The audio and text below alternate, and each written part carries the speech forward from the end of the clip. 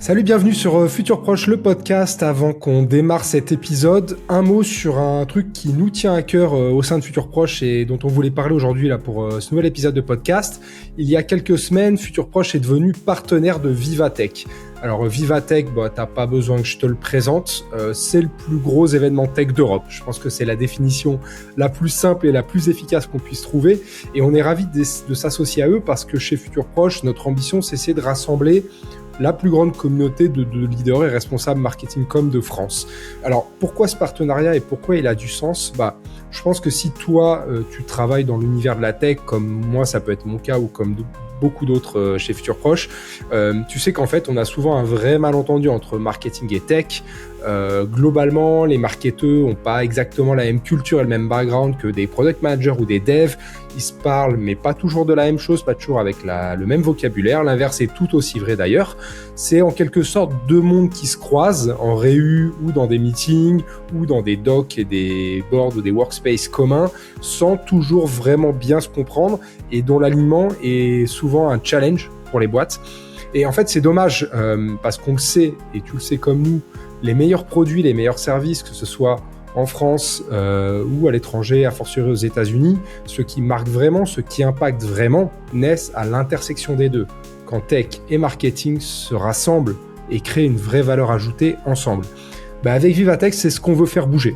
Et c'est ce qu'on veut arriver à faire, à savoir connecter les leaders marketing com avec ceux qui construisent les produits, la tech de demain, pour que notre génération actuelle de responsables marketing com et la prochaine génération aussi de CMO et de responsables soient aussi à l'aise avec un product manager qu'avec une agence créa. C'est un peu notre objectif et c'est pour ça que ce partenariat avec Vivatech, il a pleinement du sens pour nous chez Futur Proche parce qu'il va amener une vraie valeur aux plus de 850 futuristes aujourd'hui rassemblés au sein de la communauté. Voilà, Futur Proche, Vivatech, un partenariat qui a beaucoup de sens et qu'on va essayer de construire et de faire perdurer dans le temps. C'est ce que je voulais te dire. Maintenant, c'est parti. Place à l'épisode.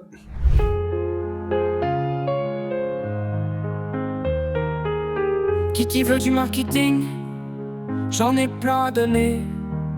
Vu que c'est mon truc chéri, je vais tout marketer. Les slogans et les pubs, ça plane dans ma tête. Toi, je peux pas rester sobre, faut que je fasse du bruit, ouais. Qui veut du marketing? J'en ai plein à donner. Prêt à tout pour briller, rien que pour marketer. Hello à tous, bienvenue dans ce nouvel épisode du podcast Futur Proche, le podcast de la communauté du même nom. Aujourd'hui, on va parler d'un sujet dont on parle pas assez, qui est un sujet qui est, je pense, un peu méconnu. Contrairement à ce qu'on peut penser, en tout cas parmi les leaders marketing com, c'est une spécialité ou un angle que tout le monde n'a pas, qui concerne en fait les PR, les relations presse. Pourquoi on parle de ça aujourd'hui ? Parce qu'en fait, il y a 10 ans ou 15 ans, en fait, le job en PR, il était relativement simple ou assez direct. T'avais une news, t'envoyais un communiqué, t'attendais que le Figaro, BFM, des médiaspés nationaux, internationaux, régionaux en parlent selon le sujet. Bon. En tout cas, c'était quoi le modèle ? La presse traditionnelle avait le monopole de l'attention, en fait. Mais depuis 10-15 ans, tout a un peu explosé à la faveur des nouvelles plateformes et des nouveaux formats qui existent. Aujourd'hui, on prend un Hugo Décrypte qui, en fait, fait du journalisme, plus ou moins. On a des animateurs TV qui se retrouvent sur Twitch. En B2B, on a des créateurs de contenu qui vont avoir 40, 50 000, 100 000 abonnés qui vont, en fait, générer plus d'attention et, pourquoi pas, de leads qu'une couve dans un média sectoriel. Donc, en fait, tout ça a un petit peu explosé, a rebattu les cartes. Donc la question qu'on va se poser aujourd'hui, c'est est-ce que les RP classiques, est-ce que c'est mort ? Alors évidemment, la réponse c'est que c'est pas si simple. C'est pour ça qu'on est là aujourd'hui pour en discuter. Pourquoi c'est pas si simple ? Parce que quand tu lèves des fonds, par exemple, un article dans les Échos, ça va aller rassurer les investisseurs. Quand t'es en crise et qu'il y a des problématiques qui apparaissent, un journaliste qui connaît les règles et pas un influenceur qui réagit à chaud, ça peut aussi aider. Voilà, c'est tout ce sujet-là qu'on va brosser tous ensemble et je vais avoir le plaisir d'adresser tous ces points avec mes 3 invités avec qui on va répondre à la question qui compte vraiment. Aujourd'hui, qui a vraiment le pouvoir d'influencer tes cibles, tes audiences ? C'est de ça dont on va parler aujourd'hui et j'ai donc le plaisir d'accueillir avec moi Julie Albet, Corporate Com Lead chez Malte. Salut Julie. Hello, enchantée et très contente d'être parmi vous. Merci à toi. Nicolas Violou qui est directeur associé de l'agence WAM. Salut Nicolas. Bonjour. Et Gaëtan Roche, Senior Content et Media Manager de Ringover. Salut Gaëtan. Salut, merci pour l'invitation et ravi d'être parmi vous. Merci à vous. Sujet large qui va toucher à pas mal de points. On va y aller dès maintenant. Allez, c'est parti. Je voulais lancer en fait le point avec un sujet, avec une question hyper directe, mais je pense que c'est le point de départ de tout ce qu'on va se dire là dans les minutes qui suivent. C'est aujourd'hui, selon vous, pour vous en fait au fond, c'est quoi la vraie différence entre, mettons, un influenceur B2B et un journaliste spécialisé en 2026 ? Est-ce qu'il y a vraiment une grosse différence aujourd'hui entre ces deux profils ? Je sais pas, Julie, par exemple, si tu veux attaquer un petit peu par ce sujet-là, où est-ce que tu mets les limites dans les rôles et les profils des deux ?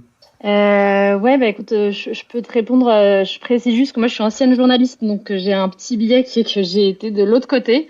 J'étais journaliste en télévision, donc j'ai ce biais d'avoir été aussi de l'autre côté. Et aujourd'hui, je m'occupe des relations presse et de la communication externe chez Malte. Je trouve que la principale différence, elle tient en fait à la crédibilité et à l'historique, on va dire. C'est-à-dire qu'un média corporate et institutionnel, entre guillemets, pour moi, aura toujours cette valeur très forte et très rassurante auprès notamment de clients, d'investisseurs, comme tu le disais. Ça reste un gage quand même très certain. Après, ce que je trouve intéressant dans la galaxie qui s'étend, c'est qu'effectivement, un influenceur en termes de influenceur, newsletter, podcast, enfin, tu peux mettre beaucoup de choses dans ce qu'on appelle souvent les nouveaux médias. De fait, effectivement, ont une audience qui est très qualifiée parce que plus niche et qui parle vraiment d'un sujet très spécifique.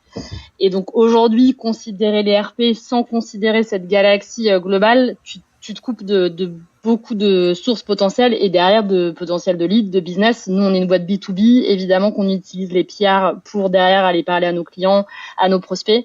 Donc, pour moi, c'est ça qui est intéressant aujourd'hui dans le panaché de l'éventail média. C'est qu'effectivement, quand tu vois que Nicolas Sarkozy parle sur Legend en podcast, ça montre bien que les frontières sont brouillées et que tu peux aller chercher d'autres types de médias que Le Figaro et Les Échos, quoi. Mais en fait, ce qui est marrant sur ce sujet-là, je trouve, c'est que ta logique, je la comprends, mais quand tu te mets 20 ou 30 ans en arrière, en fait, on allait dans le média pour l'impact, en fait. Et aujourd'hui, l'impression que l'impact, en fait, de manière basique, il s'est un peu décalé, ou en tout cas, il s'est diversifié. Nicolas, c'est quoi l'évolution que tu as vue, toi, sur les 15, 20 dernières années sur ces sujets-là ? Comment tu as vu ce décalage et cette évolution à la fois du profil des médias classiques et puis le redispatchage de la galaxie, des PR ? Comment tu analyserais cette évolution ? Je rejoins ce que disait Julie. Je pense qu'en effet, le switch des RP, ça a été d'intégrer justement un certain nombre de nouveaux canaux. Moi, j'aime pas trop en fait le fait de mélanger le terme d'influence. Pour moi, il recouvre une réalité qui est tellement diverse que finalement, il veut plus dire grand chose. En fait, c'est un mot qui, à mon sens, est un peu phagocyté, dans le sens où, en effet, tu as des gens qui font des choses vraiment pointues, sérieuses, qui apportent de la valeur ajoutée, qui apportent du sens, qui ont des choses à raconter, qui sont pas forcément dans une simple démarche mercantile, on va dire. Et c'est d'autant plus important sur des sujets B2B où là, forcément, on va pas. Le seul objectif, ça va être d'apporter une réponse à ses clients. D'apporter de la valeur ajoutée et pas simplement d'avoir son nom marqué partout.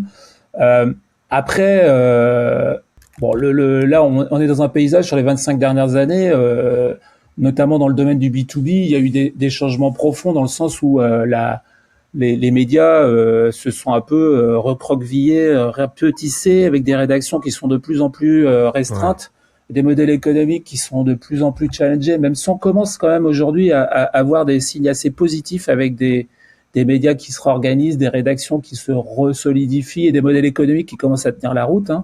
Ouais, on va en parler de ça, mais du coup, cette évolution, elle est quand même aussi due au fait qu'ils ont perdu en influence, en fait, même si le terme influence est un peu large. Alors, c'était sans doute vrai jusqu'à il y a 2 ans. Avec des médias qui étaient peu lus ou voire pas lus et sur lesquels, qui du coup provoquaient une certaine frustration dans les gens qui travaillaient les RP, justement parce que parfois tu avais un peu la sensation de travailler pour des lecteurs fantômes. Aujourd'hui, à l'heure des LLM, la chose change vraiment la donne dans le sens où les RP reviennent au centre du jeu. C'est-à-dire que si tu veux apparaître, quand tu es une marque, si tu veux apparaître sur les médias, enfin en tous les cas dans les réponses de ChatGPT, Gemini ou autres, il faut être dans les médias. Donc aujourd'hui, on n'a plus tellement le choix que de faire des RP. C'est devenu vraiment un levier important en termes de marketing, hein, tout simplement. Et d'ailleurs, il y a un chiffre qui a fait pas mal de bruit là ces dernières semaines, qui est celui de Gartner, qui annonce une augmentation par 2 des budgets RP d'ici 2030, je crois. Enfin, en tous les cas, c'est la tendance, elle est réelle, et nous on l'observe. Hein, c'est-à-dire que concrètement, il y a beaucoup de. Bon, je de me gens méfie qui nous toujours sollicitent. des prédictions de Gartner qui Moi voient aussi. des évolutions positives partout. Mais moi, je le vis. Hein. Il y a vraiment une traction à ce niveau-là. Du coup, dans le paysage là qu'on était en train de brosser un peu, Gaëtan, comment c'est quoi aujourd'hui ton mix ou comment t'abordes en fait ce sujet? C'est-à-dire comment tu détermines, parce que comme on a un panel qui est beaucoup d'options, on va dire, où c'est beaucoup moins guidé, on va de haut en bas, on va dire, et de manière très droite. Comment tu panaches dans les plans que tu définis selon les actus, selon ce que tu as besoin de pousser? C'est quoi ton approche, ton mindset là-dessus? Alors aujourd'hui, moi, ce qui est intéressant, c'est que je gère la partie RP, et je gère aussi la partie contenu en interne. Après avoir j'ai été pendant le début de ma carrière pendant 10 ans en agence. Et ce qui était intéressant, c'est de voir ce que je fais aujourd'hui par rapport à ce que j'ai pu avoir en B2B et aussi en B2C. Il y a plein de pratiques intéressantes qui ont beaucoup évolué. Dans un sens, ça repart, ça revient. Mais aujourd'hui, ce qui est très différent, c'est d'avoir une multitude de leviers et de se dire aussi quels sont les leviers earned potentiels, mais sur lesquels j'ai moins la main. Qu'est-ce que j'ai en owned aussi, où là, du coup, j'ai beaucoup plus de maîtrise. Qu'est-ce que je peux aussi faire en paid. Et en fait, dans ce mix, il y a quand même une grosse question qui est le cas, je pense, pour tout le monde. Il y a quelle est la question que je recherche, comment je vais chercher mon audience, mais aussi de quoi je veux et je peux parler. Parce que aussi, en fait, un des critères pour savoir quelle peuvent être la part des RP dans le mix, c'est est-ce que je vais pouvoir faire passer les messages qui sont essentiels pour moi à faire passer aujourd'hui Ouais. auprès de la bonne audience. Est-ce que je vais réussir à craquer, à avoir ma place dans tel média qui aurait du sens, mais est-ce que ma news, finalement, produit ou corporate, va avoir sa place. Ce qui est intéressant à voir, c'est justement de combiner avec du owned. Donc forcément, tu crées aujourd'hui nous on crée des interviews en interne. On avait fait des épisodes de podcast. Il y a des choses qu'on n'en fait pas autant qu'on voudrait, mais tu vois, interviewer aussi beaucoup d'employés qui partagent leur expertise pour faire passer certains messages. On va les mettre en avant sur LinkedIn. On sponsorise beaucoup de posts. Il y a de plus en plus de thought leadership ads sur LinkedIn. On a des ads. On fait beaucoup aussi d'événementiel, et du coup ça nous permet aussi d'utiliser des replays, etc. Et tout ça va nous permettre d'aller toucher notre cible. Mais ce qu'il faut se dire là-dedans, c'est que ce qui est essentiel, c'est que je suis au sein d'une équipe marketing qui va mettre en avant ces projets, et un élément que je trouve essentiel dans l'évolution de la place des RP que moi je vois du coup depuis 15 ans, c'est il y a quand même une différence fondamentale entre le fait que côté RP, soit ton interlocuteur client quand tu es en agence, ou ton client interne, ou ton département, soit un département communication ou un département marketing. Parce que la question du message que tu fais passer et par quel canal, c'est une chose, mais quels sont tes objectifs? Et ça, quand tu as un département communication, tu ne cherches pas les mêmes choses. Quand tu es en marketing, tu construis pas ton plan de la même manière. Pourquoi tu dis ça? Parce que la finalité, elle est quand même largement la même. C'est juste qu'en fait, les leviers peuvent être subtilement différents ou l'impact est peut-être un peu différé ou pas exactement de la même manière, mais la finalité reste quand même la même, non? La finalité va faire passer un message va être la même, mais c'est vrai que le rapport à l'awareness va être différent, parce que quand côté marketing, tu as quand même une finalité de lead ou de demand gen, mais tu as une volonté très forte de pouvoir maîtriser ton budget, savoir quel va être ton ROI, et c'est un rapport qui va être très différent quand tu es entre expert communication focalisé sur l'awareness, et tu sais que tu auras pas forcément un lead que tu pourras détecter, donc tu vas pouvoir savoir qu'il est totalement issu de cette action-là.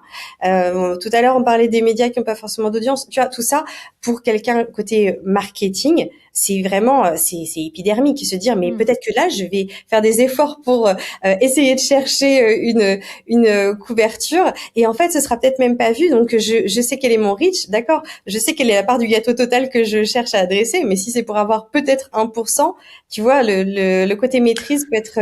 Ouais, je vois ce que tu veux dire, mais après, je trouve que c'est une vision, je voudrais bien ta réaction là-dessus, Julie, mais je trouve que c'est une vision un peu qui n'est plus exactement celle, à mon avis, qu'on doit avoir, en tout cas aujourd'hui. C'est-à-dire découper ça comme ça, c'est-à-dire qu'en fait, les deux se nourrissent. Là, les deux items dont tu viens de parler, pour moi, se nourrissent, et on doit pas les opposer, parce qu'en fait, la finalité, je trouve, c'est la même. Julie, c'est quoi, toi, ta vision par rapport à ce que dit Gaëtan? Comment tu te positionnes? Moi, j'allais rebondir surtout, enfin, je vais rebondir sur deux choses, mais la première chose qui m'a marqué dans ce que tu as dit, Gaëtan, et je te rejoins beaucoup là-dessus, c'est sur la maîtrise du message. Et je voulais vous faire un rec sur, chez Malte, on a parfois des débats sur certaines news qu'on veut vraiment maîtriser. Moi, j'ai un CEO qui me dit parfois, et je comprends, je préfère faire un post sur LinkedIn que j'ai hyper bien calibré, voire, comme tu dis, Gaëtan, que je vais sponsoriser, que faire, tu vois, des interviews médias où je vais pas du tout maîtriser le résultat. Et ça, je pense que c'est des réflexes qu'on avait beaucoup moins avant, où avant, t'as une news, tu la partages aux médias. Oui, mais t'avais pas le choix avant. Il y avait pas d'option. Évidemment, mais ce que je veux dire par là, c'est que c'est là où tu vois la prise de force d'une plateforme comme LinkedIn, où les journalistes eux-mêmes postent leurs besoins, je sais pas si vous avez déjà vu ça, mais typiquement dans les Échos, ils citent très régulièrement machin qui a dit ça sur LinkedIn, etc. Donc ce côté, la maîtrise du message, et qui fait que parfois un dirigeant peut préférer d'autres canaux, ou comme tu dis, Gaëtan, du owned, je trouve que ça fait partie de l'évolution des RP qui est intéressante. Après, sur la division marketing communication, nous chez Malte, typiquement, c'est effectivement une CMO, une division marketing, et la communication fait partie du marketing. Moi, j'ai moins cette sensation effectivement de distinction, parce que je te rejoins, Dominique, sur le côté in fine, c'est de l'awareness, in fine, surtout dans une boîte B2B, c'est de faire du business. Donc moi, la réflexion que j'ai sur les RP chez Malte, c'est plutôt, moi, mon enjeu, il est comment je m'assure que nos sales se servent des PR. Et on a carrément fait des formations et tout en interne chez Malte, parce que je me suis aperçue un peu tardivement, pour être honnête, que il y avait une méconnaissance énorme de, en fait, quand tu as une pleine page dans les Échos, non, je ne l'ai pas payé. Oui, le journaliste a fait ça, c'est le classique, ça.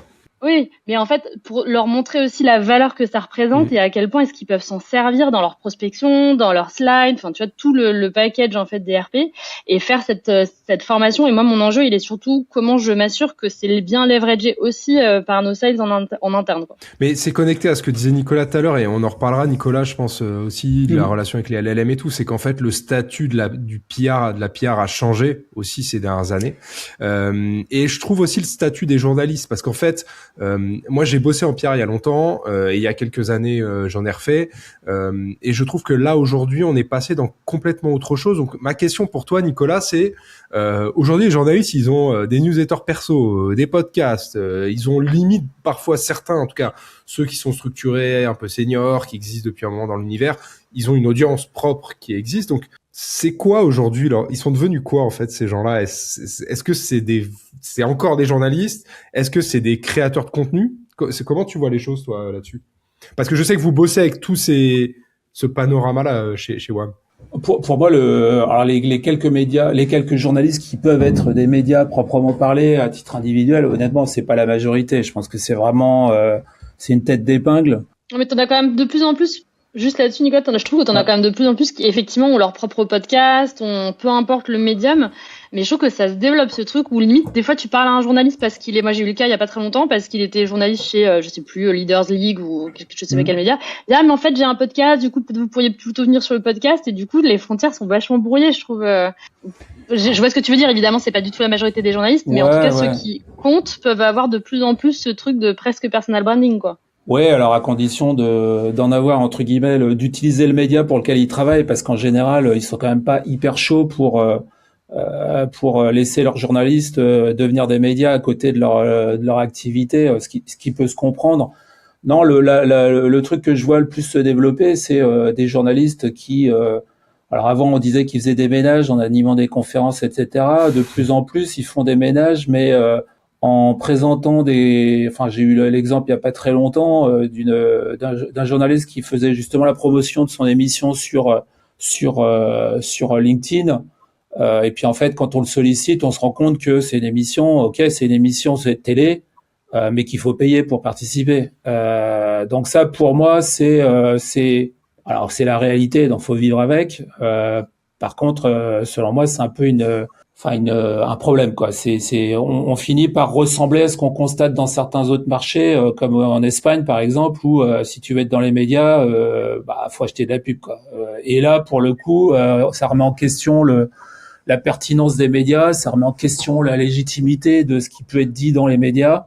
Après, si je peux revenir sur ce qui se disait tout à l'heure sur le sujet des RP à l'intérieur, à l'extérieur de la com et du marketing, moi je pense que en fait de plus en plus d'entreprises prennent conscience, en fait, surtout justement une nouvelle fois avec les changements qui sont en cours avec l'IA, les LLM, etc., sans vouloir faire de la tarte à la crème, que finalement les silos doivent sauter et que à l'intérieur du marketing ta stratégie ça va être la même finalement avec des déclinaisons côté marketing pur, côté SEO, côté RP, et finalement tout ça participe de la même problématique avec des canaux différents et des réponses qui sont adaptées.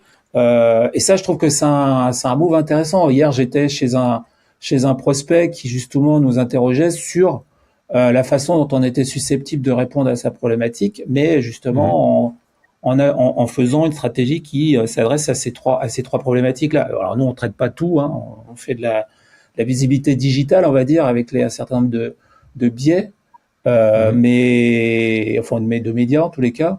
Mais en tous les cas, ce changement profond, à mon avis, il est vraiment intéressant, quoi. Et je pense qu'en effet, on va pas transformer les RP en levier marketing pur jus où on peut tout mesurer, etc. Mais malgré tout, je rejoins Julie, quand on parle des RP, c'est vrai que c'est un levier hyper important pour faire de la réassurance, pour aller jeter des encres aussi sur les moteurs de recherche, sur les LLM, qui sont finalement la première porte d'entrée du web et qui peuvent être un levier vraiment très très important pour faire du autorité sur sa marque. Et derrière générer du lead. Sur l'évolution du modèle, est-ce que ça a fait évoluer un peu les briefs clients, ou en tout cas ce qu'ils attendent, là où avant il y avait peut-être un listing de retombées presse, de clippings, de machin, ou est-ce que ça a fait évoluer un peu cette perception-là ou pas?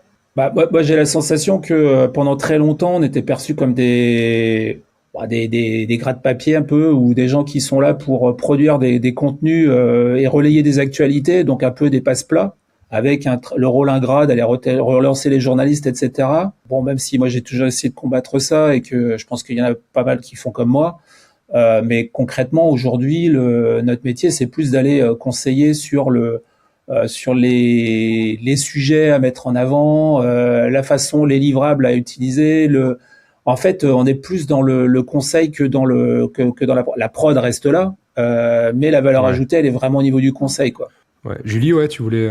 Ouais, parce qu'en fait, c'est exactement le cas que j'ai eu là. J'en sors à peine. On a fait un RFP chez Malte pour une nouvelle agence de presse pour faire France et UK, qui était notre focus. Et alors que c'était pas dans notre brief, j'ai été hyper surprise et même agréablement surprise de voir cette évolution. C'est qu'il y a plusieurs agences qui ont avancé pendant l'oral, que oui, justement, ils avaient des outils pour mesurer à quel point ces retombées généraient en tout cas pouvaient se retrouver derrière dans des LLM, et qui monitorent de manière de plus en plus précise cet impact de tes retombées dans les LLM. Et donc de voir que proactivement ils en parlent, ils le citent, etc. Je trouvais que c'était une évolution intéressante, parce que j'ai fait un RFP il y a moins de 2 ans et évidemment on n'en parlait pas il y a 2 ans. Et sur ce que tu dis, Nicolas, 100% d'accord. Et je trouve que, je sais pas si à un moment on va en parler, mais pour moi il y a aussi le côté de à quoi sert encore une agence RP? Je pense qu'on peut parfois challenger un peu, et je sais que les agences RP sont challengées. Parlons-en. À quoi sert une agence RP aujourd'hui? En tout cas, la dimension de conseil, pour moi, c'est ça qui a une valeur énorme. C'est-à-dire que, effectivement, que toi, en tant que boîte, t'arrives en disant, voilà, j'ai ça comme news, j'ai ça comme contenu, voilà mes principaux objectifs et tout. Qu'est-ce que vous pouvez me proposer? Et là, toute la valeur stratégique. Et justement, on en revient à ce qu'on se disait sur, non, tu me proposes pas juste une stratégie média avec un embargo avec X média. Tu me proposes du podcast, de la télé, du newsletter, et donc là tu me packages une vraie strat média très large, et ça dépasse de loin voilà, les strates RP qu'on avait il y a 5 ans, quoi. Donc ça, je Gaëtan, trouve que comment c'est tu bosses là-dessus sur ce que vient de dire Julie là? Comment vous travaillez chez vous avec, j'imagine que tu as une agence ou plusieurs, j'en sais rien. Comment vous bossez sur ces sujets-là? Ouais, bah justement, en fait, aujourd'hui, nous, on a une freelance dont on est super satisfait. Et ce qu'on avait beaucoup apprécié, justement, je rebondis sur Julie, ce que tu disais sur le fait d'avoir été surprise. Moi, ce que je trouve toujours très appréciable et qui aujourd'hui fait vraiment la différence, c'est cette lorsque tu vas donner ton brief, que l'agence en face, elle va pas juste y répondre, mais en fait, tu vas comprendre qu'elle a vraiment compris ta galaxie et tes leviers justement d'influence. C'est ok, elle a la connaissance des médias, des journalistes qui peuvent être eux-mêmes donc créateurs de contenu. Des leviers en eux-mêmes, etc. Mais qui sont aussi finalement les influenceurs autour de toi. Et moi, ce que je vais attendre, et là où j'étais très contente des premiers échanges avec elle, c'était ce conseil sur voilà le type de podcast à aller chercher, etc.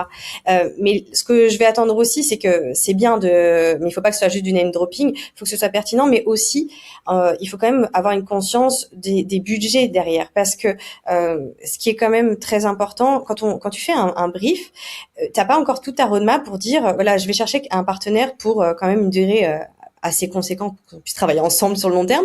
Ok, Ouais. mais je peux pas te dire exactement combien j'aurai de communication. Est-ce que ce sera très institutionnel ou très produit? Parce que mes objectifs n'auront rien à voir. Là, la galaxie de leviers accessibles et pertinents va être différente. Et tu vois, typiquement, nous, chez Ringover, notre produit, c'est une plateforme qui est adressée aux sales pour aider leur performance. Donc, une plateforme de communication, etc. Elle est très dédiée aux sales. Si demain, je vais communiquer sur une acquisition, une nouvelle ouverture de bureau, il y a une presse qui va être tout à fait pertinente pour cette ouverture de bureau, expansion internationale, ce sera quand même plus intéressant. Ouais. Mais tu vois, il y a une presse qui va être tout à fait pertinente à actionner là-dessus.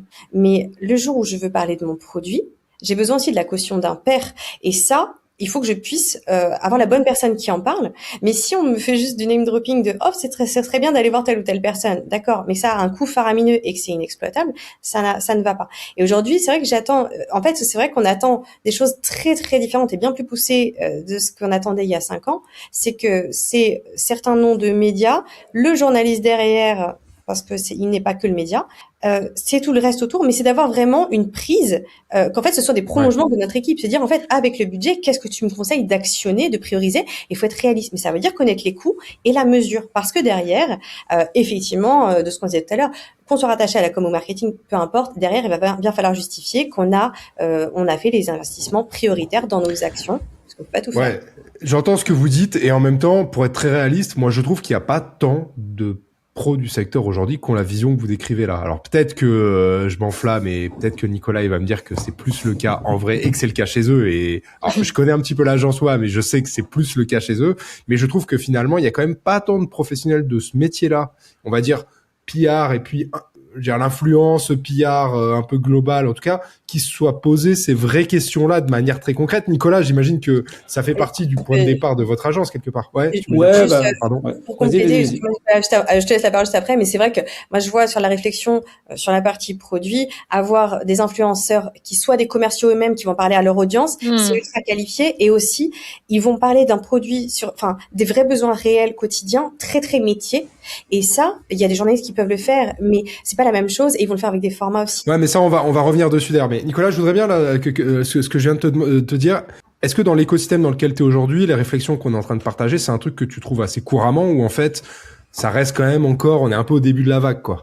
Sans te pousser à mal parler des collègues. Hein, non, mais bien sûr, mais c'est pas le propos. Mais je pense que en fait, si on prend l'exemple de notre agence, c'est assez facile parce qu'en fait, notre métier d'origine, c'est le marketing digital. On a fait du SEO, on est venu au RP pour venir compléter les dispositifs qu'on faisait auparavant. Alors moi, je suis arrivé en cours de route, mais mon métier, c'est les RP. Mais avant, j'ai fait pendant 15 ans du marketing digital chez Alapage, chez Viadeo, etc. Donc, il y a comment dire une acculturation ou une culture digitale et une culture marketing très très forte derrière tout ce qu'on fait. Alors c'est vrai qu'on n'en voit pas, on vend pas des paillettes, hein. Voilà, c'est pas. Mais par contre, on est vraiment très orienté business. Après, il y a des agences qui font des RP avec des paillettes et ça peut correspondre à certains profils de clients. Nous, c'est pas le cas. Ce qu'il y a de certain, c'est que ce prisme digital et une dimension, je dirais, orientée performance, mesure, etc. C'est pas l'ADN de la plupart des professionnels des relations presse. Voilà, sachant que c'est une. Bon, j'aime bien dire que souvent on a parfois, enfin sur une grosse partie de l'effectif, j'ai politiquement pas du tout correct, mais c'est un peu Monsieur, Madame Michu, quoi. Donc avec des difficultés finalement à appréhender ces choses-là. Ou alors je pense qu'aujourd'hui, par exemple, les LLM, tout le monde prend le sujet à bras le corps parce que c'est important. Malgré tout, pour vraiment exploiter et comprendre de quoi on parle, il faut quand même avoir un peu une culture générale sur penché, comment fonctionne le web. Et c'est pas juste dire c'est super d'être dans les LLM, c'est juste savoir comment tu fais pour ressortir. Il y a de la technique derrière, il y a quand même des choses à comprendre. Après, il n'y a pas besoin d'être informaticien ou développeur, hein. Moi, je le suis pas. Non, mais il y a une méthode, quoi. Il y a une méthode de travail Exactement. à développer. Exactement. Après, bon, globalement, c'est aussi une question générationnelle, même si c'est pas que ça. Hein. Moi, je suis un vieux, hein, donc je peux être un contre-exemple, mais ce que je veux dire, c'est que c'est vrai qu'on a un environnement où c'est pas forcément le public le plus à la pointe sur ces sujets-là, quoi, on va dire. Ouais, Julie, ouais. Ouais, parce que comme je sors encore une fois de ce RFP, j'ai été marquée par ce que j'ai pu entendre et tu vois, pour aller à l'encontre de ce que tu dis sur où en sont les agences là-dessus, moi j'ai trouvé plutôt, j'étais très frappée par le fait que toutes ces agences, alors certes elles sont B2B, etc., elles ont un focus B2B, mais on commençait toutes les discussions avec des questions de c'est quoi votre go-to-market, c'est quoi vos objectifs business, vous êtes sur quel marché, pourquoi voulez-vous développer comment, et donc on tout de suite capté qu'en fait nous c'est vraiment des pillards dans cet objectif business. Et tu vois, le kick-off de l'agence, il commence par notre CMO qui fait tout le plan, voilà où on veut aller, voilà les objectifs business et voilà comment vous pouvez nous aider à construire cet objectif business. Et donc j'étais très rassurée par le côté non, elles sont pas côté de la plaque, elles comprennent bien pourquoi on veut utiliser les RP, elles ont cette galaxie en tête et elles vont pas juste me parler des Échos et du Figaro, mais toutes les propositions incluaient du nouveau média, des podcasts, des newsletters. Donc pour le coup, moi je posais un peu la question de manière provocative sur à quoi sert encore une agence. J'ai été très convaincue du fait que oui, ça a une vraie valeur stratégique si tu l'utilises comme ça, quoi. Après, c'est j'exagérais exprès. J'exagérais exprès en parlant de Madame jeune agence. Michu, je sais pas si c'est une jeune agence ou pas l'agence en question, mais il y a peut-être ce que disait aussi Nicolas, une sorte de génération. Tu vois, quand tu bosses avec des groupes qui sont des groupes qui ont 50 ans. Je pense qu'aussi, il y a une culture du travail qui est peut-être pas exactement la même si chacun se challenge et tout, quoi.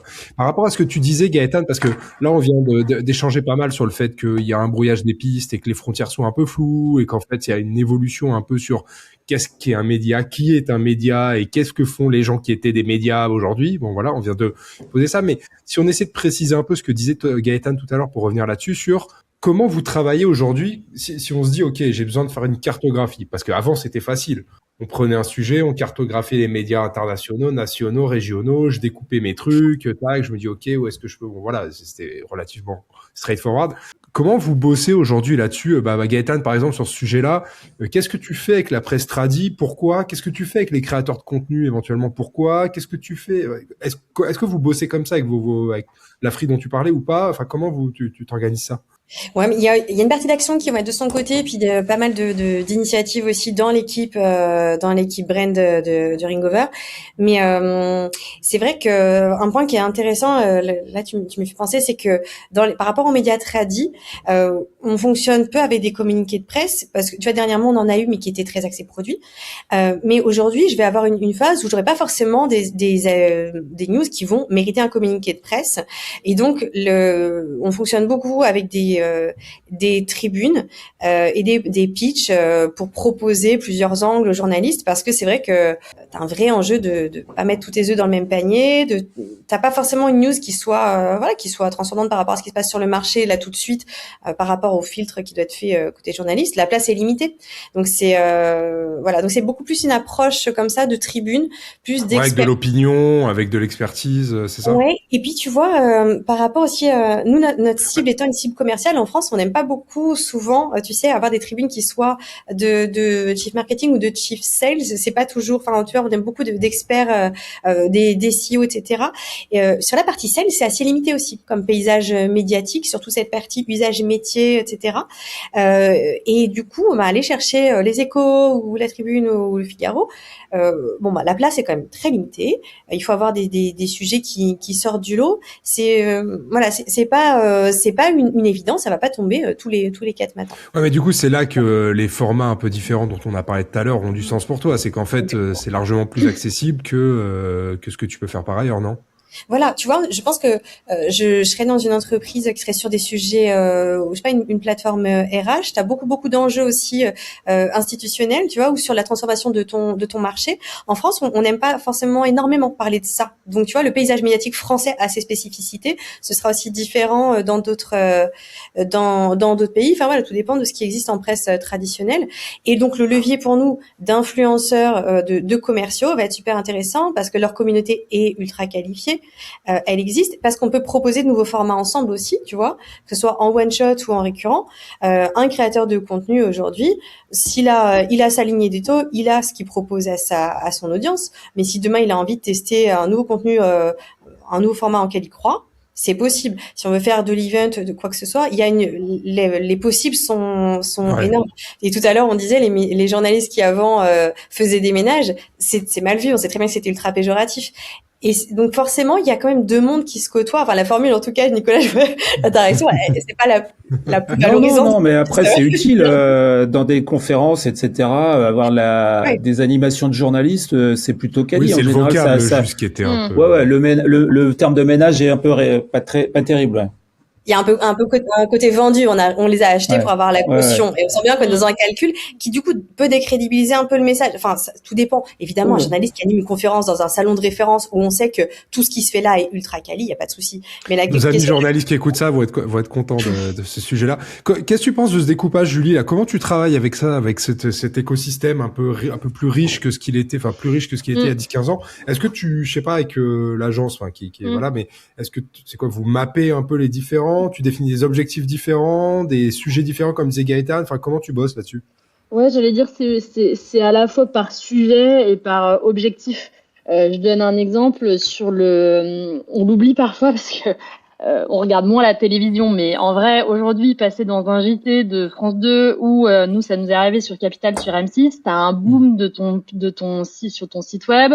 Là, je regardais il y a pas longtemps Lucie Bache, ça marche encore, ça de Poppins, bien sûr. Lucie Bache, la cofondatrice de Poppins, il y a je crois 15 jours sur LinkedIn, témoignait du fait d'être passée sur le JT de France 2 le 13h et son trafic avait fait x50. Donc oui, ça en fait, nous, on regarde un peu moins, mais c'est encore beaucoup regardé. Et quand t'as des objectifs de massification, nous, on est une plateforme qui met en relation et c'est une plateforme 360 entre les entreprises et les freelances. Si on a besoin un jour, aujourd'hui on parle plutôt aux clients avec la presse, mais si on a un jour besoin de faire un gros messaging plutôt aux freelances, on a près d'1 million de freelances sur la plateforme. Si on en veut aller faire de la massification, bah oui, un JT, une matinale de radio, enfin tous ces médias traditionnels un peu plus de masse. Tu vois, une émission comme La France bouge sur Europe 1, une matinale de radio classique, enfin tout ça, t'as quand même un effet de masse et un effet de crédibilité qui est hyper important. Donc, en fonction du sujet, de mon objectif, ça peut être intéressant. En revanche, je te rejoins, Gaëtan, sur une news produit où nous, à chaque fois qu'on fait on a des grosses études chez Malte chaque année, Malte Tech Trends, Freelancing in Europe, sur des sujets thought leadership ou Maltech Trends, c'est vraiment les tendances du marché tech.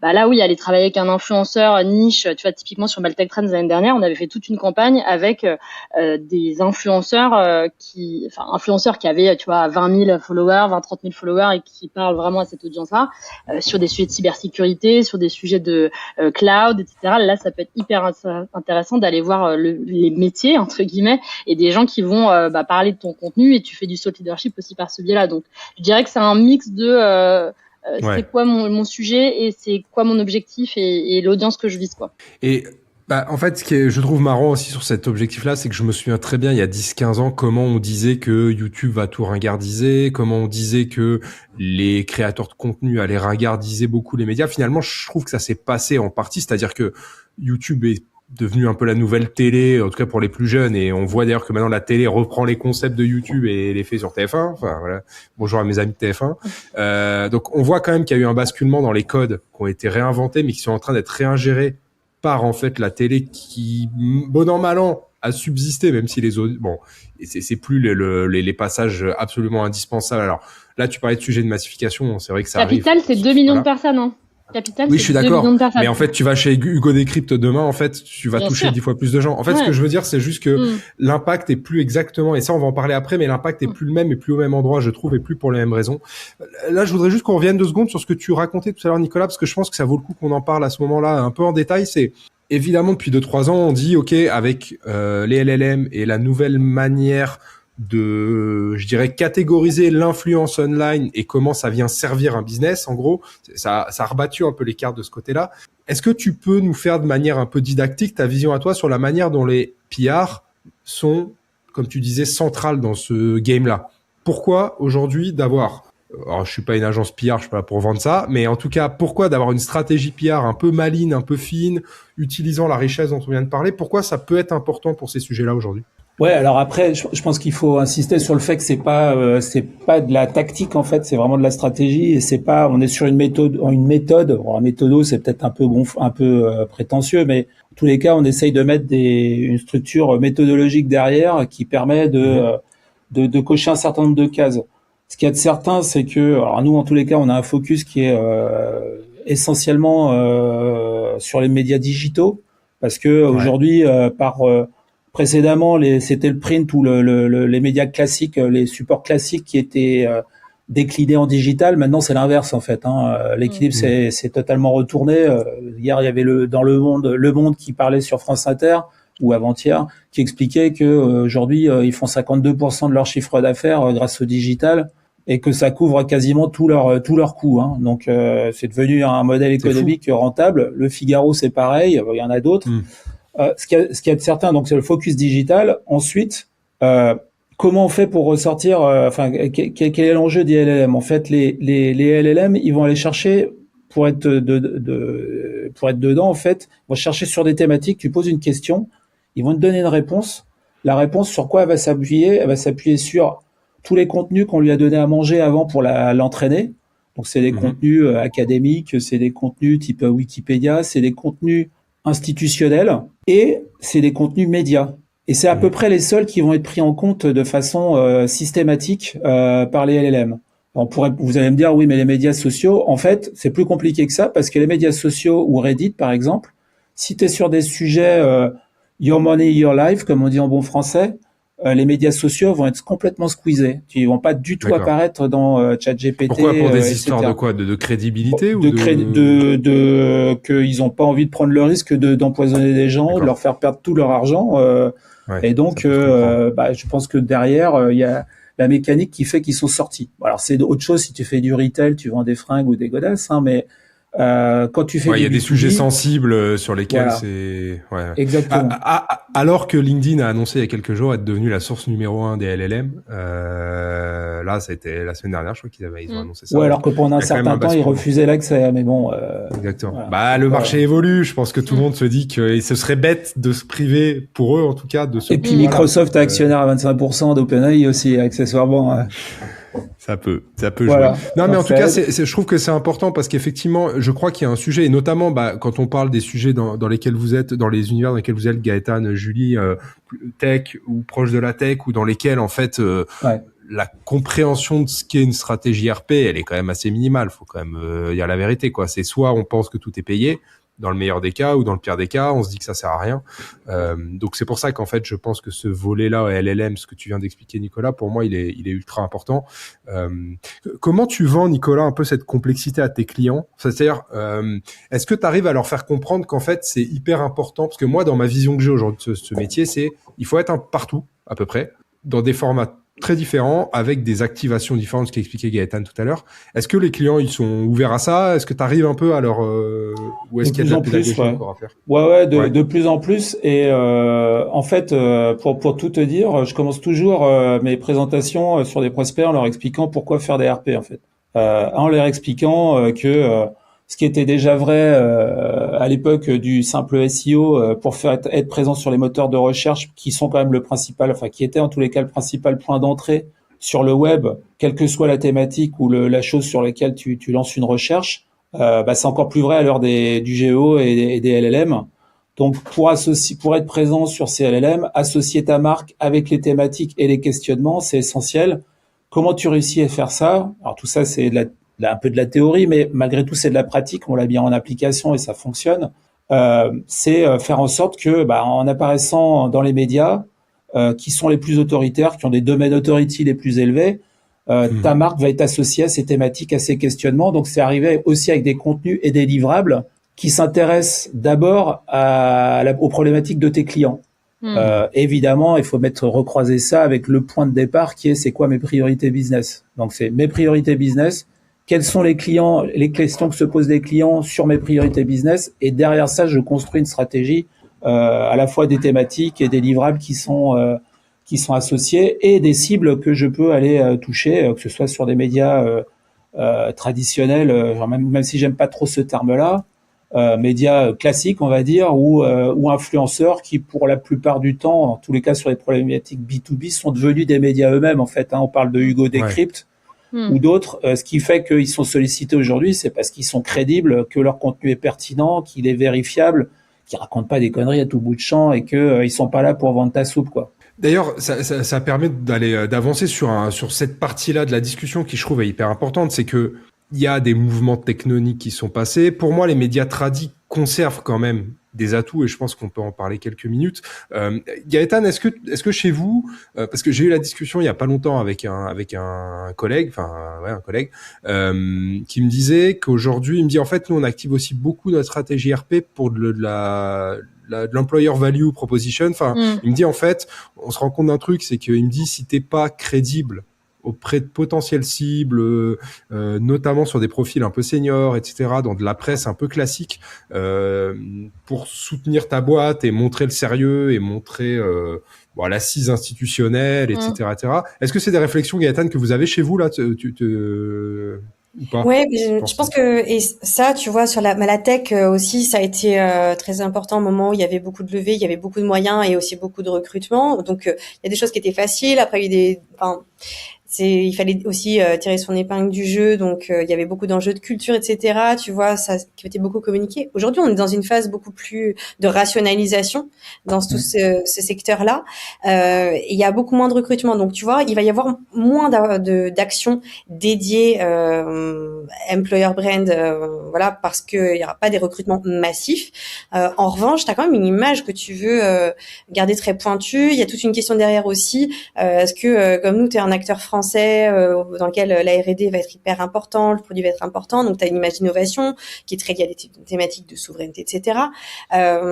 Tout ça joue dans ce mix de cette approche. Donc tu vas pas faire les mêmes actions que tu aurais faites dans des phases où tu voulais justement prévoir des recrutements et attirer les meilleurs talents. Aujourd'hui, tout ça, on sait que ça a vraiment diminué parce que c'est moins une priorité. En revanche, avoir une image très pointue, ça joue beaucoup. Mais tu vois, je trouve qu'aujourd'hui, ça passe aussi beaucoup par finalement le fait d'avoir la qualité de ton offre, que ce soit service ou produit, montre aussi que derrière tu as des équipes qui sont pointues et que c'est un tout. Et finalement, ça passe moins peut-être par des messages d'employer branding dédiés. Et finalement, c'est une image globale, je trouve, puisque tu vas beaucoup moins sur ces sujets-là liés au recrutement, liés aux équipes. Voilà, tout le monde est aussi plus frileux. Je vois ce que tu veux dire. Ouais. Je vois ce que tu veux dire, mais je trouve quand même que malgré tout, la presse tradi garde ce truc de validation que en fait aucun autre acteur n'a aujourd'hui. Julie, je sais pas comment tu vois le truc, mais moi ça m'est arrivé de pas mal argumenter aussi comme ça avec des clients ou avec des partenaires en disant mais en fait il y a un truc que t'as pas compris, c'est que même si ce que disait Nicolas, c'est que aujourd'hui Hugo Décrypte, on parle que de lui, mais on prend lui comme exemple, va faire en sorte de pas raconter de conneries, de bien sourcer. Bon, lui, il est plutôt connu comme quelqu'un de sérieux, donc du coup c'est ce qui se rapproche peut-être le plus d'un journaliste en fait finalement aujourd'hui, de pas trop raconter de conneries, d'essayer de rester assez carré, etc. Je trouve que rien n'arrive au niveau de validation de la presse classique. Julie, comment tu vois le truc toi? Oui, moi je suis alors Je suis ancienne journaliste, donc Alors, forcément, ouais, voilà, j'allais dire, t'es peut-être crois... jugé parti, mais... Ouais, bah, c'est plus que je pense que je me fais une assez haute opinion encore des médias traditionnels parce qu'effectivement, et j'avais montré ça quand j'avais fait cette fameuse formation au sales, c'est que en fait, quand tu fais une comparaison entre un pitch qu'un sales va faire ou un influenceur ou X, Y, Z personnes, pour moi, en tout cas, c'est ma vision, rien ne vaut un article de journal, qu'il soit print ou digital, où le journaliste, il a fait son job de vérifier ses infos, d'interviewer plusieurs personnes, il a choisi un angle. Donc si, et nous on a eu le cas chez Malt l'année dernière, où les éco-titres sur les banques choisissent de plus en plus le freelancing et qui fait tout un papier là-dessus, bah c'est ça crédibilise tout ce que tu proposes. 2, le papier, il est nuancé, donc il y a aussi d'autres personnes qui sont interviewées, etc. Et donc, pour moi, tu as quand même ce gage de réassurance et de crédibilité qui est énorme quand tu as un média traditionnel qui parle de toi. Et je sais pas vous si vous faites ça, mais moi, à chaque fois que je vais sur des sites web, je regarde toujours et très souvent, tu as encore la presse parle de nous, les médias parlent de nous, qui arrivent assez haut dans le site. Ça veut bien dire que c'est encore une énorme réassurance. Et je voulais aussi parler de l'international. Oui, exactement. Non, je suis totalement d'accord. Moi, enfin, c'est pas pour rien que c'est un métier, qu'il y a une carte de presse et qu'il y a des formations sérieuses, costaudes sur le truc. D'ailleurs, suffit de parler régulièrement avec des journalistes pour se rendre compte à quel point ils prennent leur mission au sérieux, que ce soit dans des petits médias B2B confidentiels comme dans des grands journaux. T'as un peu des principes de base de vérifier ton info et tout, quoi. Ouais, ils sont vraiment enfin moi je trouve que c'est hyper important et très rassurant de travailler avec des gens qui en plus sont vraiment dans la recherche de enfin pas de l'objectivité mais d'une forme d'honnêteté intellectuelle, de vérification de tout ce qu'ils disent et de pas vendre quelque chose en fait. Ça c'est vraiment à mon sens extrêmement précieux. Et c'est vraiment une garantie extrêmement importante pour celui qui lit son article et du coup potentiellement pour tes clients, quoi. Savoir qu'il y a quelqu'un qui, d'une certaine façon, se porte garant, a fait les vérifications pour toi.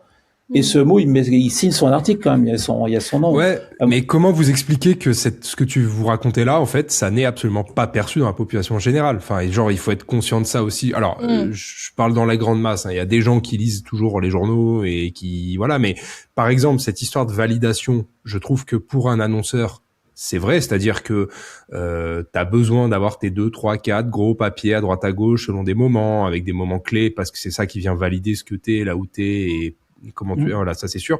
Mais dans la population générale, le fait de recouper les infos, le fait très honnêtement, vous le savez autant que moi, plus personne ne croit à ça. Il faut quand même juste se poser. Donc, il y a quand même, je trouve, un décalage qui questionne aussi sur la manière dont, alors, c'est un sujet un peu plus large que ce qu'on traite aujourd'hui, mais qui questionne un peu sur la manière aussi dont les médias évoluent et ont évolué, quoi. Je trouve que on est passé d'un modèle où, en fait, c'était la seule voix, finalement, c'était les médias, et puis voilà, c'était la seule voix il y a 30 ans, 20 ans même, où on est passé aujourd'hui à quelque chose. Et donc, j'entends votre point, mais je trouve qu'en fait, je suis pas certain qu'en fait ce soit le cas et que ce soit perçu par les audiences qui sont censées lire, ou les lecteurs, ou les auditeurs, en fait. Non, mais je pense qu'ils ont quand même tort. Bah, peut-être. Je pense qu'ils ont tort, moi, enfin, c'est pour ça, on parle des journalistes, on peut parler aussi des influenceurs. L'essentiel quand même, quand on a une marque, c'est quand même d'aller choisir des interlocuteurs dont on sait que c'est des gens sérieux qui font leur travail, qui sont pas juste là pour prendre votre argent ou pas la prendre. D'ailleurs, si c'est dans le cas des journalistes, mais des influenceurs de la même façon, on peut quand même aller regarder ce qu'ils écrivent, ce qu'ils racontent, ce qu'ils filment avant de mouiller sa marque avec. C'est vrai que dans les médias aujourd'hui, il y a des problématiques de modèle économique et de tension dans les rédactions, avec des rédactions là où ils étaient 15 avant, ils sont 3 maintenant. Donc des fois, il y a un peu des trous dans la raquette. Des journalistes qui écrivent un peu vite, qui n'ont pas le temps de te faire relire des trucs alors qu'ils t'ont dit qu'ils devaient te le faire relire. Mais ça, c'est des points de détail, je dirais. Globalement, les journalistes, ils font très bien leur travail, ils sont sérieux, ils sont bien conscient de la responsabilité qui est la leur, et je pense que c'est un mauvais procès, quoi, de dire qu'on peut pas leur faire confiance. Je pense qu'ils sont victimes aussi du paysage médiatique d'aujourd'hui, avec des médias qui font plus de la propagande que du journalisme, parce que c'est des médias qui font plus la part belle au journalisme, mais à des commentateurs qui ont aucune légitimité, aucune compétence à faire valoir, si ce n'est d'avoir des grandes gueules. Je pense que c'est aussi l'évolution des modèles dont on vient de parler, du paysage qui pousse à ça, quoi. C'est-à-dire que comme l'impact est plus dilué, il est moins évident, il est moins direct, t'as besoin d'aller générer de l'attention autrement, et limite, tant pis, ce que tu sacrifies en premier, c'est ta méthode de travail ou le fact-checking ou ce genre de truc, quoi. Donc ça, c'est sûr que c'est en tout cas, j'ai l'impression que c'est aussi la réalité de cet environnement-là aujourd'hui, c'est celui-ci, c'est de se dire, il reste des gens très sérieux, il y a pas de sujet. Maintenant, il est vrai que t'as malheureusement plus trop le temps d'être sérieux dans le monde média aujourd'hui. C'est aussi une des raisons pour lesquelles les agences RP peuvent être intéressantes ou essentielles dans ce process-là, c'est que nous, notre métier, c'est à la fois de conseiller, mais aussi de vérifier qui on met en face de nos clients. Voilà, les journalistes qui font bien leur boulot. Moi, j'ai un exemple en tête qui est celui d'une boîte dans laquelle je suis passé, que je ne citerai pas, comme ça vous avez le choix, j'en ai cité deux. D'un patron qui parlait beaucoup, qui balançait des chiffres sans trop avoir vérifié ce qu'il disait, et qui un jour, 2-3 ans après, s'est retrouvé dans la mouise parce que le journaliste, il avait fait son enquête et que en fait, il s'est rendu compte qu'on lui racontait n'importe quoi. Donc, faut faire attention aussi à ce qu'on dit aux journalistes. Faut pas les prendre pour des imbéciles. Et surtout, lui, il va les vérifier. Donc, ils font leur boulot quand même. Ils font leur devoir, les journalistes. Donc, faire vraiment... c'est important de choisir les journalistes auxquels on veut parler ou ne pas parler, d'ailleurs. C'est bien, on aura rétabli un peu... quoi. Il y aura eu quand même ce passage-là pour rétablir un peu. J'avais une question pour toi, Gaëtan, sur parce qu'il y a aussi des trucs qui se développent. Alors, en France, c'est peut-être un peu early, c'est peut-être pas si développé que ça, mais alors, bon, il y a eu la montée en puissance des podcasts ces quelques dernières années. C'est quelque chose qui est, je dirais pas qui est installé, mais qui est quand même plutôt plus mature que ce que c'était il y a 2-3 ans. On retrouve maintenant des podcasts verticalisés sur à peu près tout, avec des grosses audiences, des moyennes audiences, des petites audiences. Donc bon, il y a de quoi bosser plus ou moins, en tout cas. C'est un début, enfin c'est en train de se développer sérieusement. Est-ce que vous regardez un peu aussi des formats un peu différents, genre je sais rien, les Substack ou des choses, tu vois, tous ces nouveaux formats un peu qui sont pas du vrai média en fait finalement, mais qui restent quand même une forme dilution de l'influence ou une nouvelle forme d'influence qui existe par exemple beaucoup aux États-Unis. On discutait de ça il y a pas très longtemps au sein de Futur Proche en fait avec des membres où on se disait qu'en fait c'est quand même relativement peu ou pas utilisé par des annonceurs en France aujourd'hui. Je prends Substack par exemple, mais qui est une petite boîte. Mais est-ce que c'est des formats aussi que vous regardez, vous dire tiens des newsletters tierces, comment on va essayer d'aller collaborer avec elles? Est-ce que c'est des choses sur lesquelles vous vous penchez? Ouais, on regarde. C'est vrai que t'as raison, ça vient souvent du monde anglo-saxon. Et d'ailleurs, Julie, c'est pour ça tout à l'heure, je m'interrogeais sur, tu vois, les inputs que t'as vus. Est-ce que c'était plus les agences UK ou France qui t'avaient donné ça? C'est vrai que la maturité, elle est quand même souvent très forte sur les agences anglo-saxonnes dans ce monde-là. Et tu as regardé Reddit, par exemple. Oui, et c'est vrai que tu vois, dans des boîtes internationales, souvent ça peut être l'entité US qui va se pencher dessus, peut-être avant la France, c'est quelque chose d'assez fréquent.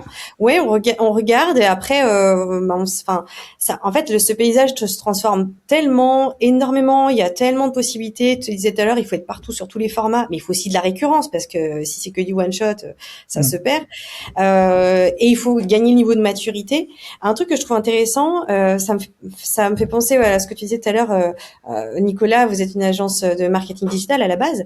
Quand on est une agence aussi de marketing, on a aussi souvent en interne des équipes qui sont dédiées à plein d'actions marketing et donc qui ont cette maturité sur toutes ces activations parce qu'elles les mettent en pratique elles-mêmes, elles ont le temps de creuser ça.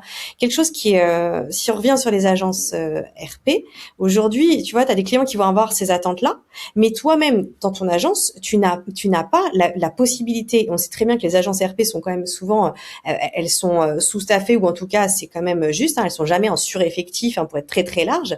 Aller se former sur tout ça pour pouvoir conseiller ses clients, c'est quand même incroyable, c'est quand même hyper dur parce que pas les moyens. Exactement. Il faut qu'elles soient outillées, qu'elles mettent en pratique, qu'elles analysent et qu'elles aillent conseiller des clients qui, eux, non plus n'ont pas forcément le temps de faire ça de manière optimale, attendent d'elles qu'elles les conseillent, alors que le client en interne a peut-être lui plus d'outils à dispo, qui met en pratique et qu'il analyse déjà.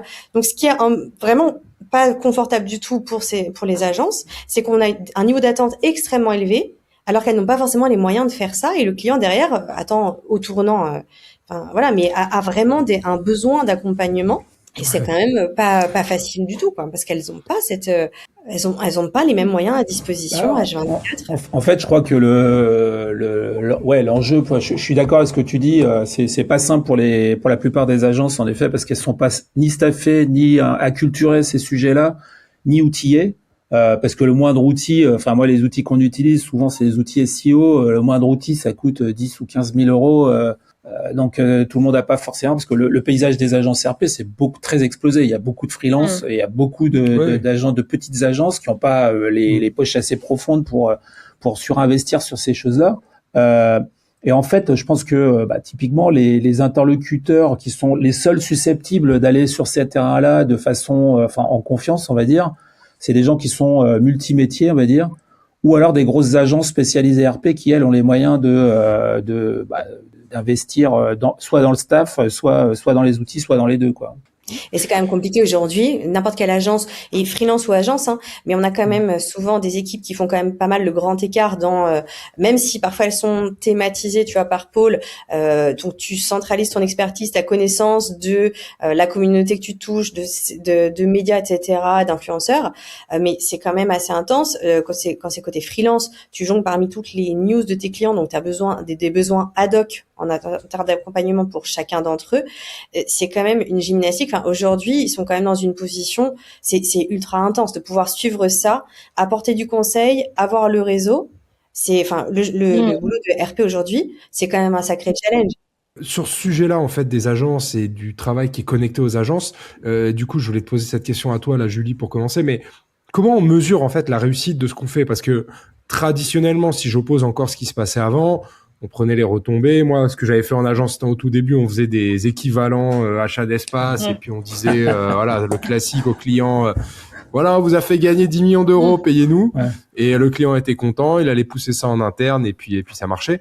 Comment, dans un paysage où, en fait, on n'a plus uniquement de la presse tradi, comment on va aller mesurer? Qu'est-ce qu'on mesure? Alors bon, est-ce qu'on mesure encore les retombées? Est-ce qu'on mesure autre chose? Qu'est-ce qu'on fait? Comment on fait ça, Julie? Je peux vous dire nous ce qu'on fait en tout cas. Clairement, c'est intéressant. Le truc de l'équivalent d'espace publicitaire n'est même plus mentionné. C'est-à-dire que moi, j'ai pas une agence qui m'en a parlé, donc tu sens que je ne sais pas. D'ailleurs, c'était fumeux. Moi, je faisais ça il y a c'était une arnaque intellectuelle. C'est ça. J'ai l'impression que c'est parti aux oubliettes totales ce truc. Donc ça, on n'en parle plus. En revanche, je l'ai fait. Je me dénonce. Moi aussi. Hein. Non. Traditionnellement, oui, on va bien sûr quand même à un moment avoir un aspect quanti, c'est-à-dire le nombre de retombées. Nous, on mesure beaucoup notre pourcentage de tier 1, donc on a défini de manière assez exhaustive notre tier 1, tier 2, tier 3. Et donc, il y a un des KPI principaux, c'est, tu vois, l'année dernière, j'ai fait 50% de tier 1 sur mes retombées. Il faut que cette année, j'en ai au moins 50%, idéalement un peu plus. Donc voilà, il y a le pourcentage de tier 1 qu'on a eu. Et ça, c'est intéressant, c'est des questions qu'on s'est posées l'année dernière parce qu'on était quand même, je trouve, et j'étais la première responsable à être encore quand même très quanti parce que j'avais un objectif global, parce que moi, l'année dernière, je gérais toutes les relations presse de tous nos pays, donc tu avais un objectif global pour tous les pays, évidemment après par pays, et ce pourcentage de tier 1, ça c'était commun à tout le monde.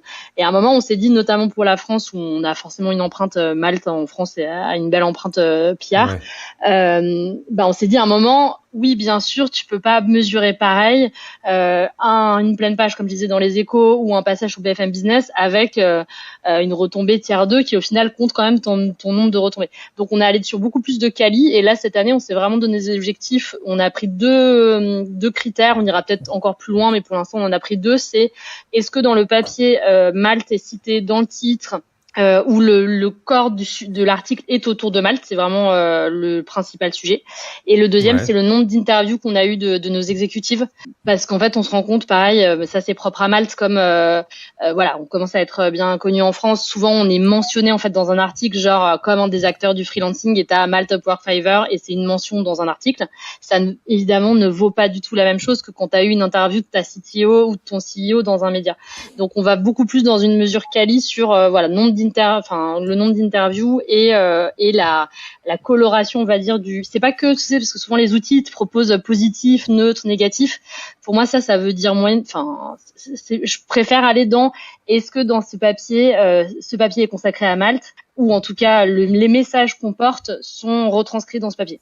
Et Gaëtan, vous bossez comment, vous, sur ces sujets-là, là, de mesure? Ce qui m'intéresse aussi, c'est de savoir comment vous intégrez aussi les autres formats dedans, parce qu'il y a ce qui est de l'ordre de la presse classique. Comment tu compares avec du créateur de contenu ou avec d'autres types de formats Alors c'est vrai que comme le travail avec des créateurs de contenu ou avec d'autres acteurs, c'est vrai que c'est séparé entre notre freelance et nous. Ouais, c'est Donc pas les mêmes personnes chez vous, c'est ça que oui, c'est... et puis la partie RP a vraiment cette vocation de awareness et tu vois, en fait, le reste, par exemple, là, on a fait récemment, on a bossé avec Madines sur un format, le Mad 50, qui est un classement. Donc, nous, c'était sur les Head of Sales. Madines le fait avec sur d'autres thématiques. On a fait un événement autour, on a organisé un talk, on en fait un replay. On a un de nos speakers, justement, qui était présent sur place. Donc là, une de nos speakers, en l'occurrence, qui était sur cette table ronde, etc. Tout ça, ça fait une visibilité qui est énorme. Donc, c'est vraiment une action majeure. Mais c'est sûr que c'est regardé avec un œil très très marketing parce que en parallèle de ça, cette même speaker sur la même thématique, les actions que je vais faire avec notre freelance vont être beaucoup plus autour de tribunes ou proposer des interviews. Mais du coup, je vais pas chercher du tout les mêmes choses derrière. Et c'est vrai que sur le travail de RP, je vais regarder sur quels médias on arrive à se positionner, les messages qu'on va véhiculer. Effectivement, les moyens à dispo, ce sont ceux que cite Julie. Entre, tu vois, avoir 2 lignes où juste on fait un descriptif de ton activité, où c'est juste on met ta tagline, ou alors partager le point de vue d'un dirigeant, même si c'était qu'une phrase, mais qu'elle est très impactante. Bon, forcément, voilà, la quantité égale, la qualité est incomparable. Donc voilà, c'est vraiment aujourd'hui les axes de Julie sont les plus pertinents. Après, je pense qu'on peut à la fois aller un chouïa plus loin dans les choses qu'on mesure et j'ai déjà allé là-dessus. Et après, sur le sujet des LLM, parce que je pense que ça permet aussi de piloter un certain nombre de choses. Mais en termes de RP, je pense alors les KPIs, ils évoluent en fonction du client. Il y a des choses qui sont plus ou moins importantes en fonction de l'activité et de ses priorités. Mais concrètement, je pense que si évidemment on fait pas du marketing direct, donc on peut pas tout mesurer à la lettre près. En revanche, je pense qu'il y a des informations, typiquement, tu parlais de tier 1, tier 2, etc. Je pense qu'on peut aller jusqu'à rajouter des dimensions autour de l'autorité digitale, de l'audience, du reach, des choses comme ça. Alors l'audience, le reach, c'est des choses à manipuler avec des pincettes, mais ça peut permettre de donner des tendances, en fait, plus que de s'arc-bouter sur un chiffre, hein. C'est de se dire, l'année dernière, on avait tant de reach, on avait touché tant de personnes. Cette année, on est plutôt sur un volume comme celui-là. Ça baisse de 10%. C'est plutôt ça qu'on va côté plutôt que de dire on a 3 millions de personnes en moins, plutôt un pourcentage. Donc ça, c'est une chose. Sur l'autorité du domaine qui est sur celui du média, qui peut être un média confidentiel, c'est bien aussi de savoir comment on se situe. Voilà, on peut enrichir, mais c'est une approche assez qualitative malgré tout. Et ensuite, je pense que aujourd'hui, même si c'est des choses qui sont un peu en mode work in progress sur les LLM, si on a fait l'effort d'aller auditer la présence de la marque sur la LLM en amont de phase, on va dire, avec un certain nombre de prompts qui auront été conçus justement pour tenir compte des priorités business et des questions qui en découlent, on peut faire une photographie en début de prestation et ensuite avoir une mise à jour qui tourne avec un batch tous les trimestres. On regarde si on a bougé, même si il faut être totalement transparent, et rester humble sur ces sujets-là. On est sur du matériau qui est extrêmement mouvant et deux prompts identiques à 2 moments différents, avoir des réponses en général différentes. Donc ça a manipulé avec des pincettes, mais de la même manière que le reach, c'est quelque chose qui donne des tendances. Les LLM, ça peut permettre aussi de voir si on est bien, si on est complètement à côté de la plaque, si on est complètement absent, ou qui sont nos concurrents qui sont positionnés dessus à notre place, et qu'est-ce qu'on peut faire en fait. Il y a des coups, des choses que vous avez vu passer ces derniers temps, point de vue PR, qui vous ont impressionné, ou des marques, ou des campagnes, ou des choses où vous vous êtes dit le coup là il est bien, ou c'est bien senti, ou alors une présence étalée sur quelques mois où vous vous êtes dit tiens cette marque, ou je sais une question piège pas du tout préparée, mais est-ce qu'il y a des modèles comme ça qui vous ont marqué récemment? Moi je vais faire mon faux cul, mais comme je connais un peu Vincent Huguet, je trouve qu'il est très présent dans les médias sur des sujets qui je trouve sont à chaque fois assez pertinents. C'est sympa, je vais faire écouter cet épisode à mon boss. Ouais, mais t'as raison, tu lui passeras le bonjour de ma part d'ailleurs, parce que Oh, On les s'était mecs, ça envoie croisé des justement politesses quand il à était travers les encore sur le podcasts. modèle. Je me rappelle avoir déjeuné avec lui quand il était encore sur le modèle concevoir le business plan en fait de Malte. Donc ça lui rappellera les vieux jours. Bah, c'est un sujet sympa, c'est un sujet intéressant. L'année dernière, il y a eu cette phase sur la taxe Zuckman où pas mal de CEO sont positionnés. Alors, je vais pas débattre du fond politique du sujet, c'est pas l'objet là, mais plutôt de la manière dont ça a été mis en scène. Et je trouvais qu'il y avait, je sais plus d'ailleurs si Vincent avait participé à ça, je me souviens plus, mais par exemple, je sais qu'Armand chez Brévo avait fait partie de ceux qui avaient voulu prendre la parole un peu ces sujets-là, puis d'autres. J'avais trouvé que c'était... Ou Arthur Mensch de Mistral, il a carrément été sur le plateau Trans 2 pour en parler. Oui, c'est vrai, exactement. Je trouvais typiquement que... Alors, peut-être que c'est marrant parce qu'il y a... Je sais pas si on l'aurait fait comme ça il y a 10 ans, mais en tout cas, je trouve ça intéressant de se dire que ces profils-là le fassent. Ça montre aussi, je trouve, une maturité de la tech française, mais aussi de la manière dont on va aller utiliser ces sujets-là. J'avais trouvé ça plutôt bien fait. Enfin, en tout cas, je juge pas encore la prise de position dans le fond parce que c'est pas le débat, mais j'avais trouvé qu'en fait, ça avait été plutôt habilement mis en scène, et je trouvais que c'était exactement ce qu'on devait attendre du mix média classique, personal branding, au service de quelque chose avec un fond et un message. Et pour le coup, pour répondre à ma propre question, si je devais donner un exemple récent, ce serait par exemple ça, de dire en fait, je trouve que là, on a le meilleur des deux mondes, d'avoir à la fois utilisé des gens qui ont une audience et un public et une vision et une personnalité publique, on va dire, et à la fois de compter aussi sur l'appui des médias classiques pour venir appuyer le discours, le légitimer et le rendre plus important peut-être que ce qu'il a été s'ils étaient seuls, quoi. Voilà, je trouvais... Pour aller un peu dans ton sens, et c'est un truc dont on n'a pas beaucoup parlé, mais pour moi, ça va quand même aussi dans cette galaxie des RP, c'est justement la parole de ton dirigeant. Et ça, je trouve que ça montre à quel point, tu vois... spontanément, honnêtement, quand tu as posé la question, la première chose à laquelle j'ai pensé, c'est tiens, est-ce que sur LinkedIn, j'ai vu passer des choses qui m'ont un peu inspiré ou... Et souvent, je trouve que quand c'est un patron ou une patronne de boîte qui prend la parole sur un sujet, qui fait un post un peu bien senti, un peu tribune, je trouve que ça, du coup, derrière, c'est l'image de ta marque, etc. Et donc, je trouve qu'aujourd'hui, le fait que, et nous, on l'intègre dans notre stratégie PR, t'as aussi la stratégie de Vincent qui est complètement intégrée, qu'on a présenté, qu'on a fait les RFP pour qu'ils aient aussi en tête, voilà ce qu'on veut faire avec Vincent, que ça soit des talks, que ça soit LinkedIn, etc. Et donc, à quel point tu imbriques la prise de parole de ton dirigeant dans, pareil, une vision 360 où ça peut être sur LinkedIn, dans la presse, dans des événements, etc.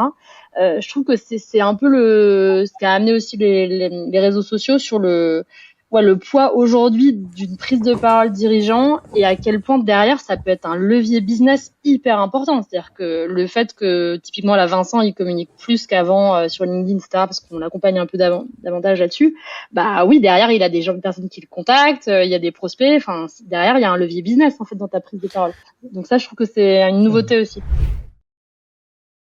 Pour terminer, je voudrais qu'on finisse sur une question un peu large, mais si vous deviez, peut-être Gaëtan pour commencer, mais si vous deviez donner un conseil à un leader marketing com là qui nous écoute, qui a pas trop bougé ces dernières années sur son approche à PR, ou en tout cas PR et puis un peu plus large, influence, nouvelle influence, peu importe le nom qu'on donne, ce serait quoi le conseil? Comment t'arriverais à lui dire tiens, vas-y, fais ci ou ça pour vraiment motiver en interne à bouger ou prioriser ça? Comment tu vois le truc, toi, Gaëtan? Je pense que l'axe aujourd'hui prioritaire, c'est de comprendre à quel point il y a un vrai enjeu de se démarquer, de faire passer son message. Et aujourd'hui, il y a beaucoup de moyens qui sont à disposition d'énormément d'entreprises pour communiquer. Tout le monde n'a pas les mêmes budgets, donc évidemment, on n'est pas tous logés à la même enseigne. Mais néanmoins, le compte LinkedIn du dirigeant, c'est quelque chose qui existe partout. Toutes les boîtes ou presque ont une page corporate sur LinkedIn. On peut s'exprimer. Et on assiste aujourd'hui à un phénomène sur LinkedIn, et on a eu la même chose avec les tribunes d'obésité. Enfin, tu vois, j'oublie le terme, mais d'infobésité, mais surtout vide de substance, ou en tout cas très souvent vide de substance. On voit beaucoup de posts qui sont alors soit créés par IA ou même IA ou pas, mais en tout cas qui sont des copier-coller de ce qu'on voit. On se dit ça c'est sympa, oui, mais quand ça fait la 10e fois, ça a quand même beaucoup moins de saveur. Et aujourd'hui, il faut quand même revenir au fond. Et on a eu la même chose sur les tribunes. Il y a certains médias qui ont accepté énormément de tribunes qui aujourd'hui sont dans des phases où ils resserrent ça, parce qu'on veut laisser l'espace il faut du fond, il faut pas juste la forme. Et Ouais. ça aujourd'hui, je pense qu'il faut à la fois, comme disait Julie, prendre conscience du levier business, des actions qu'on peut mettre en place. Et ça conforte autant la nécessité du média traditionnel, média historique, que de nouveaux formats, nouveaux leviers. C'est pas la question. Mais en revanche, qu'est-ce que tu veux dire? Comment tu le dis? Et à quel moment on est mature? Parce qu'en attendant, le temps d'y arriver, on pourra faire du bruit. Mais voilà, c'est se poser cette question. Il faut pas que ça fasse peur, mais se dire, Ouais. regarde, aujourd'hui, la partie qui est rassurante, c'est de se dire, quand on regarde, c'est hyper exaspérant d'aller sur LinkedIn, de voir 40 fois les mêmes choses, etc. Je pense qu'on vit ça, enfin, je dois pas être la seule à le vivre. Néanmoins, ce qu'on se dit, c'est que dans ce bilan-là, si tu fais Ouais. quelque chose qui sort du lot, t'as un vrai truc à dire, ça se voit. Mm. Oui, ça se peaufine, mais tout le monde, là, on est tous logés à la même enseigne, c'est une progression, ça se travaille, mais il faut se lancer. Nicolas, Donc, même question pour toi, pour des clients ou des contacts qui viennent te voir. Comment tu les orientes en leur montrant ou en les poussant à bouger, en fait, quoi? C'est quoi le conseil que tu pourrais leur donner, en fait, là-dessus? Alors, la première chose, c'est un message qui peut-être peut faire peur, mais qui, à mon avis, est peut-être salvateur aussi. C'est que je pense dans les années qui viennent, autant précédemment les RP, c'est un peu, j'utilise beaucoup cette expression en ce moment, la cerise sur le gâteau. Maintenant, c'est une partie de la recette en fait, dans la stratégie marketing. Donc, celui qui aujourd'hui ne fait pas de RP, il sera pas visible demain dans les LLM, donc il sera pas visible non plus le jour où les choses se mettent en place aussi en France côté Google avec AI Overview. Ta marque a disparu. Hein. Ta marque a disparu, elle est plus du tout associée, tu disparais de la carte. Donc de faire des RP, c'est se prémunir contre ce genre de situation. Alors après, chacun avec son budget, chacun avec ses ambitions, mais je pense que ça devient une nécessité. C'est pas la seule. Et du coup, c'est mon conseil derrière qui est de se dire, ma stratégie marketing, c'est celle-ci. Comment je vais décliner ça au travers des différents canaux qui sont à ma disposition et surtout de ne pas se lancer dans des RP si derrière on n'a pas fait l'effort de réfléchir à ce qu'on va faire côté SEO par exemple ou côté content avec de l'édito, de la production de own content, tout ce qu'on produit sur son blog, sur son site, etc. J'ai un exemple tout bête d'un client que j'accompagne moi depuis 2018, qu'on n'accompagne absolument pas sur la partie édito, même si on en fait, ni sur la partie SEO, même si on en fait, mais uniquement sur la partie RP, depuis 2018, sur un sujet qui est celui de la santé, donc assez sensible, c'est un site qui s'appelle Deuxième Avis, qui fait des deuxième avis médical pour des pathologies sérieuses, donc l'oncologie, des choses compliquées. Concrètement, depuis 2018, ils ont vu leur trafic progresser de façon très très forte. Surtout aujourd'hui, dans les LLM, tu tapes quasiment n'importe quoi sur deuxième avis plus une pathologie, ils ressortent une fois, 2 fois, 10 fois dans les réponses. Et donc, ils ont vraiment préempté leur territoire. Et c'est pas grâce que au RP, c'est grâce aussi à tout ce qu'ils ont produit. Plusieurs centaines d'articles sur leur site. Écosystème global. Voilà. Donc, c'est vraiment faire marcher tout ça de concert. Julie, pour clôturer, j'ai la meilleure question pour toi parce que je m'étais gardé un petit truc plaisant pour la fin, mais fort de tout ce qu'on s'est dit là durant cet échange, le métier et puis fort de ton background de journaliste aussi, c'est quoi le métier des RP dans 5 ans? À quoi ça va ressembler en fait et vers où on va selon toi? Là, je crois que t'avais utilisé une expression que je te pique gentiment parce que je la trouvais super. C'était le côté un peu chef d'orchestre de l'influence. Et je trouve que c'est comme ça en tout cas que ça commence à être déjà le cas et je pense que ça va s'amplifier. Sur ce côté, c'est un peu ce que je disais aussi sur le dirigeant, etc. C'est-à-dire qu'aujourd'hui, tu peux pas avoir une vision des RP qui n'est que sur ton média tradi. Tu dois forcément avoir cette galaxie et je pense que ça ne va aller qu'en s'accentuant entre ce que Nicolas dit très justement sur LLM, entre la parole du dirigeant, les podcasts, enfin toute la galaxie qu'on a. Aujourd'hui, un métier de RP doit forcément être multi-casquette et aller chercher le bon levier. Et tu vois, genre moi, ça m'a marqué. Je prends un exemple on était accompagné par un freelance avant de passer en agence, et le freelance m'avait dit très justement une fois, il m'avait dit, mais tu vois, par exemple, ça pour cette news-là, je vais t'écrire un post LinkedIn et ça va être ça ma strat PR sur ce sujet. Et donc ce côté, voilà, ouvrir les horizons et je pense que comme tu dis, dans 5 ans, ça va pour moi aller qu'en s'accentuant ce côté chef d'orchestre et prendre toute la galaxie possible, quoi. Et ben, ce sera, je pense, une super conclusion. Hein. Devenez des chefs d'orchestre les uns les autres. Alors, les agences ou les annonceurs, on a besoin de chefs d'orchestre partout. Non, mais ce qu'on a pu voir aussi, c'est que du coup, la galaxie évolue de possibilités, d'options, de leviers évolue beaucoup. Il y a plein de sujets dont on n'a pas parlé, hein, mais tout ce qui concerne les coms de crise aussi, et ces sujets-là qui en fait sont aussi à rentrer dans cette réflexion globale. Mais ça pourra faire l'objet d'ailleurs de prochains échanges dans les prochaines semaines, les prochains mois. Merci à tous les trois, j'étais ravi d'échanger sur ce sujet avec vous. Comme vous pouvez le voir, c'était un sujet hyper dense, on en a fait un petit tour. J'espère que ça vous a plu, que ça vous a parlé. N'hésitez pas à nous poser vos questions, à nous faire vos retours, à nous demander s'il y a des angles ou des sujets spécifiques que vous voulez creuser encore davantage, parce que je pense que c'est un sujet qui est potentiellement inépuisable. Gaëtan, Julie, Nicolas, merci à tous les trois pour votre participation. C'était Futur Proche, le podcast, à retrouver partout en audio, sur vos plateformes préférées, en vidéo sur YouTube si vous voulez voir nos têtes. C'est toujours utile, je trouve, d'avoir les réactions un peu physiques des uns et des autres. Ça transparaît quelque chose d'autre, c'est quelque chose de différent. C'était donc Futur Proche, le podcast. Et comme je dis toujours, le futur proche, il est déjà là autour de vous. À bientôt!